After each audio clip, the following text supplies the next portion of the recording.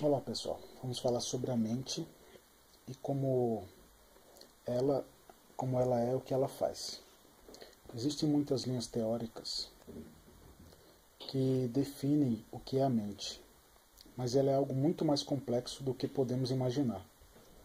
A mente é diferente do cérebro, pois o cérebro é o órgão do sistema nervoso onde são formados os pensamentos, emoções, memórias, e são apenas funções cerebrais, que na verdade formam a mente. Ou seja, a mente é a integração de funções cerebrais. Destaquei aqui 3 funções básicas da mente: pensamentos, emoções e memória. Essas 3 funções básicas, trabalhando em harmonia, formam uma outra coisa, que é a consciência. Que a consciência nada mais é do que o eu, aquilo que define o que é você. E é interessante destacar que cada função falada anteriormente pode trabalhar independente das outras. Às vezes trabalha em conjunto, a maioria das vezes trabalha em conjunto, e às vezes é independente. Muitas vezes algumas funções tomam decisões independentes, e às vezes a consciência veta essa decisão. Vamos destacar aqui uma das funções da mente e dividi-la em 2 partes. Conforme Daniel Kahneman ele escreveu no seu livro Rápido e Devagar, 2 formas de pensar, ele separa o pensamento em 2 sistemas, o sistema 1 e o sistema 2. Antes de falar sobre cada um dos sistemas, eu quero fazer uma ressalva aqui. Como sempre digo e comparo, quando eu sempre falo sobre a mente, eu comparo o cérebro a um hardware de um computador e a mente a um sistema operacional do hardware. Esses 2 sistemas, o sistema 1 e o sistema 2, que o Daniel Kahneman fala, eu comparo a 2 processadores. Nesse caso, iremos falar da função deles e não da localização no cérebro, pois esta é uma área ainda em pesquisa. Sobre onde formam os pensamentos, ainda muitos pesquisadores estão fazendo pesquisas a respeito. Bom, primeiro vamos falar sobre uma função fundamental. Uma função fundamental que influencia diretamente esses 2 sistemas, que é as emoções. Bom, falamos sobre a consciência, vamos falar sobre as emoções. Bom, as emoções são um sistema independente também, que ela influencia internamente os pensamentos e também são influenciadas pelos pensamentos.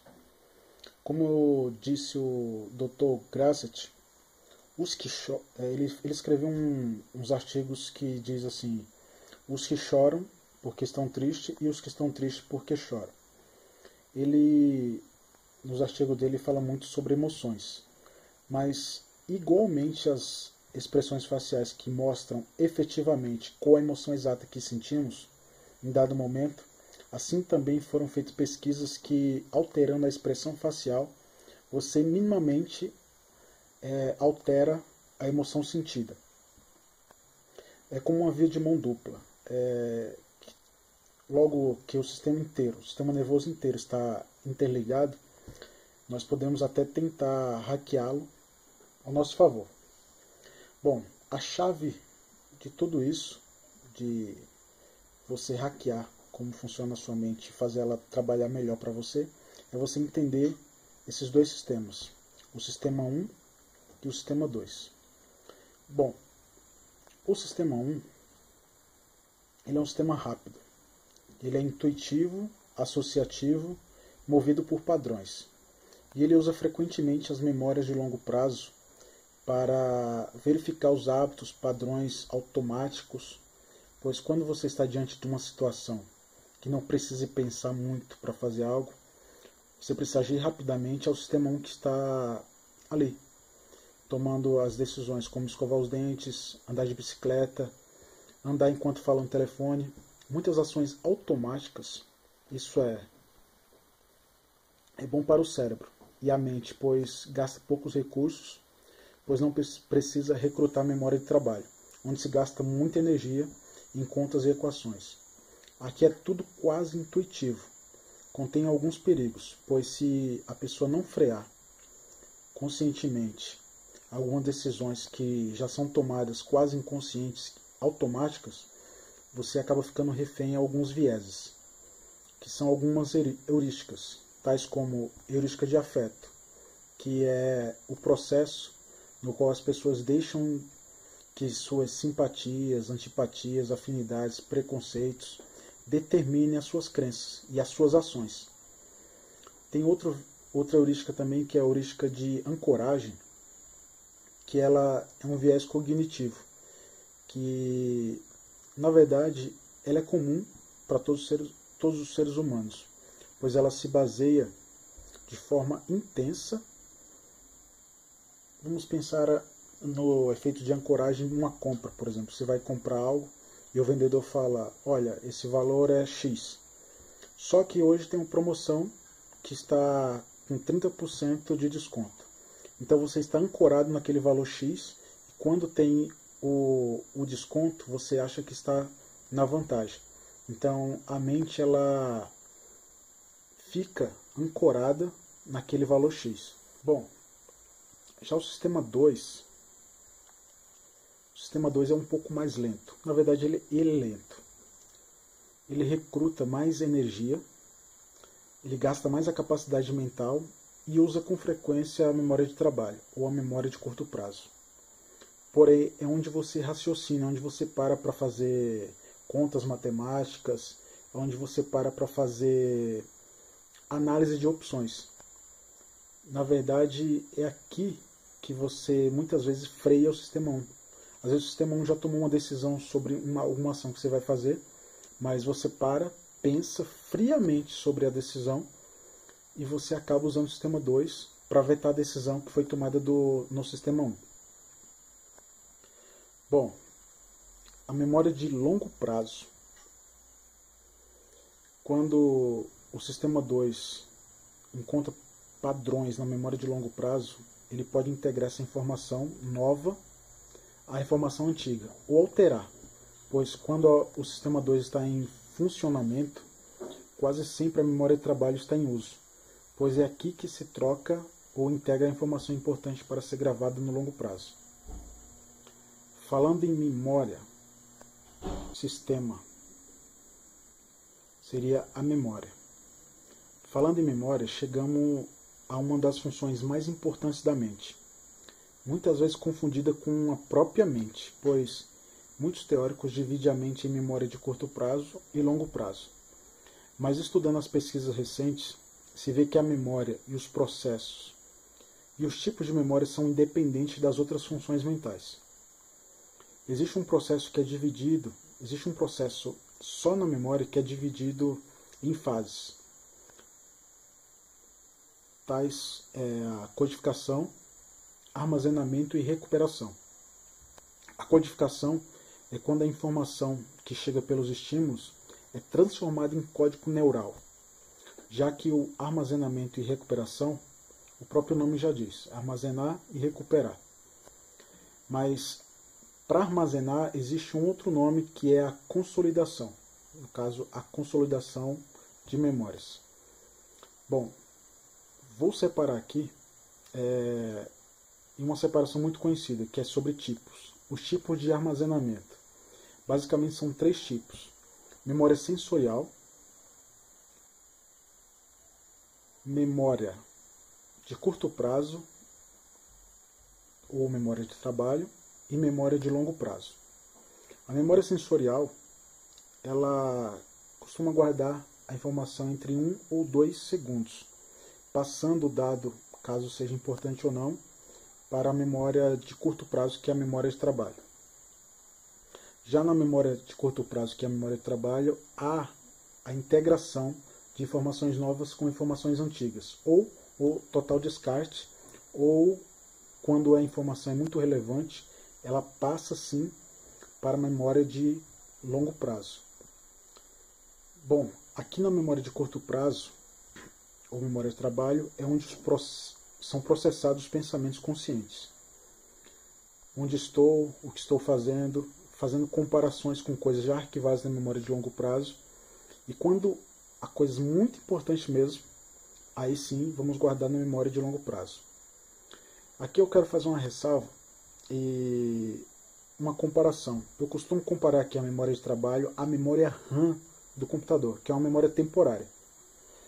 E abrindo aspas, eu quero contar a história do caso de Henry Molaison, ou mais conhecido como HM. HM, ele foi um homem que tinha um problema com epilepsia e os remédios na época não resolviam o seu problema. E o que os médicos resolveram? Verificaram que o sinal da epilepsia saía do seu hipocampo. E os médicos retiraram o hipocampo dele. E conseguiram verificar que ele não sustentava uma memória mais do que 30 minutos. As pessoas conversavam com ele, quando saiu da sala e voltava, ele se reapresentava novamente, mas todas as memórias do seu passado, até aquele momento da cirurgia, ele lembrava, normalmente. Então, foi pesquisado e foi descoberto que as memórias de longo prazo, elas são guardadas no cérebro inteiro. Elas não têm um lugar específico, porque teve outros estudos e pesquisas com ratos que o pesquisador verificou que as memórias estão espalhadas no cérebro inteiro. Mas, verificando o caso do HM, dá para ver que o hipocampo ele tem uma grande importância na memória de trabalho para a memória de longo prazo. É como se fosse uma área temporária, uma área de troca, porque os pesquisadores já verificaram que a consolidação de memória de longo prazo se dá quando você dorme, quando você tem um bom sono, e aí sim há uma ativação do hipocampo para que as memórias de longo prazo sejam gravadas permanentemente. É como se no dia você está trabalhando, conversando, e tudo está sendo gravado numa memória temporária. E quando você dorme, essas memórias são espalhadas em todos os seus neurônios, no cérebro inteiro, para que sejam guardados para o futuro. Sem o hipocampo, seria, abre aspas, seria impossível guardar informações na memória. Mas, ainda no caso do HM, foi verificado uma coisa interessante. Colocaram ele para fazer um trabalho manual e alguns testes com pintura. E verificaram que a cada dia ele ficava melhor. É como se ele estivesse realmente aprendendo, guardando na memória, só que como ele não tem o hipocampo para explicar onde está guardada a memória ou como aprendeu, ele não sabe dizer. O hipocampo também, como eu li de outro pesquisador no livro O Poder da Visão Mental, ele destaca que o hipocampo muitas vezes é desligado quando a pessoa está embriagada, ou quando a pessoa sofre um trauma, o hipocampo é desligado e de alguma forma a informação entra na memória de longo prazo de forma implícita. A pessoa não percebe, a pessoa não sabe explicar como aquela memória foi gravada, só sabe quando há um estímulo que starta essa situação. Pessoas que bebem muito ou que já beberam muito e ficaram embriagadas sabem dizer que chegou um ponto da sua vida que ele só tem flashes de uma situação, mas não sabe explicar o que aconteceu. Já na memória de longo prazo, nós temos algumas divisões. Ela é memória permanente e ela divide em categorias. E geralmente a informação é associativa. Geralmente divide-se em memória explícita e memória implícita. Na memória explícita, nós temos uma divisão de memória semântica e memória episódica, onde a memória semântica são fatos que você pode explicar sobre o mundo, ou coisas que você aprendeu, como fazer contas matemáticas, manuais, e a memória explícita episódica é a memória que você pode dizer sobre você mesmo, coisas que aconteceu sobre a sua vida. É uma memória autobiográfica, são coisas que aconteceu com você, que você sabe explicar. Geralmente a explícita você usa processamento mental, você explica como aconteceu. Já dentro da memória implícita, ou seria as memórias inconscientes, você não sabe explicar. Você só sabe dizer que faz, sem esforço mental. Que é, na verdade, você aprendeu uma habilidade com repetição, isso ficou gravado. Ou até mesmo com condicionamento. Como andar de bicicleta, você não sabe explicar, ou até mesmo andar. Geralmente você não sabe explicar como se faz isso. Bom, e uma coisa bem interessante na memória implícita é que geralmente as informações são gravadas relacionadas. Ou seja, é como uma teia de aranha, que as informações são gravadas em várias regiões, porém os nós mais próximos, quando são ativados, ativam outros mais próximos ou relacionados àquele. Bom, isso é sobre a mente, é básico e resumido sobre como funciona a mente. Tem muito mais coisas para falar sobre isso, mas aqui é resumidamente como funciona a mente humana. Espero que tenham gostado.